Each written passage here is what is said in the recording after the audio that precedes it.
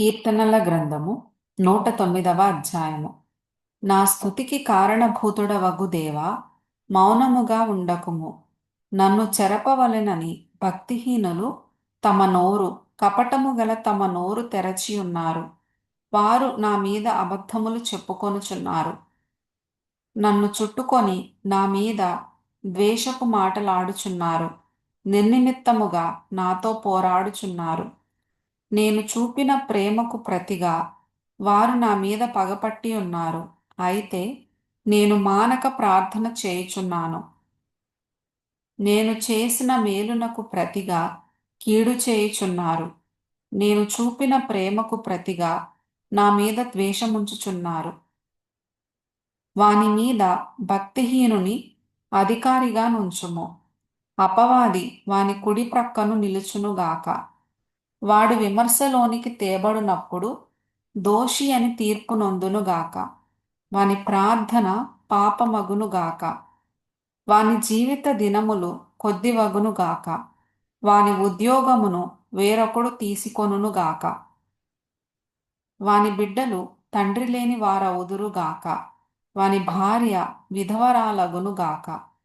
వాని బిడ్డలు దేశ ద్రిమ్మరులై భిక్షమెత్తుదురుగాక. పాటుపడిన తమ ఇండ్లకు దూరముగా జీవనము వెదకుదురుగాక. వాని ఆస్తి అంతయు అప్పులవారు ఆక్రమించుకొందురుగాక. వాని కష్టార్జితమును పరులు దోచుకొందురుగాక. వానికి కృపచూపువారు లేకపోదురుగాక. తండ్రి లేని వాని బిడ్డలకు దయచూపువారు ఉండకపోదురుగాక.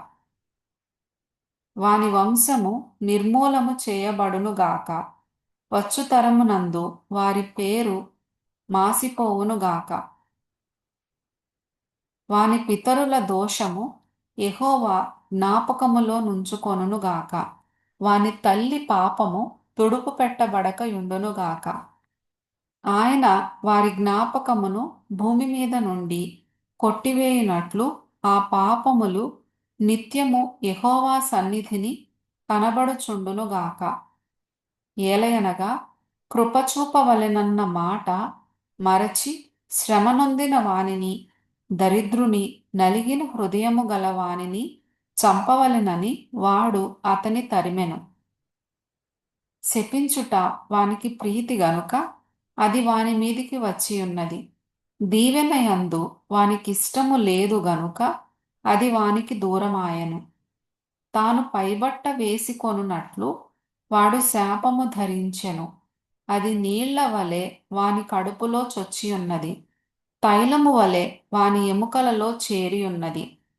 తాను కప్పుకొను వస్త్రము వలెను, తాను నిత్యము కట్టుకొను నడికట్టు వలెను అది వానిని వదలకుండునుగాక. నా విరోధులకు, నా ప్రాణమునకు విరోధముగా మాటలాడు వారికి ఇదే యెహోవా వలన కలుగు ప్రతికారము.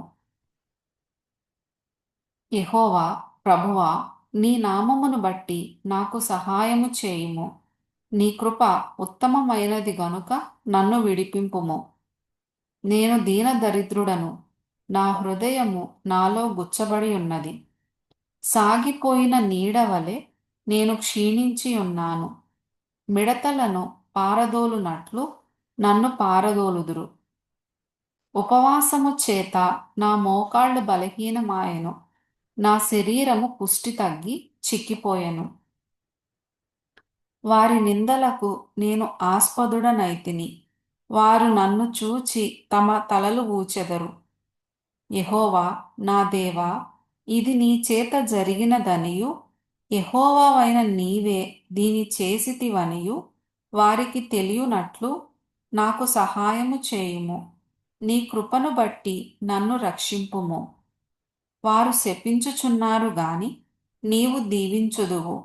వారు లేచి అవమానము పొందెదరు గాని నీ సేవకుడు సంతోషించును. నా విరోధులు అవమానము ధరించుకొందురుగాక.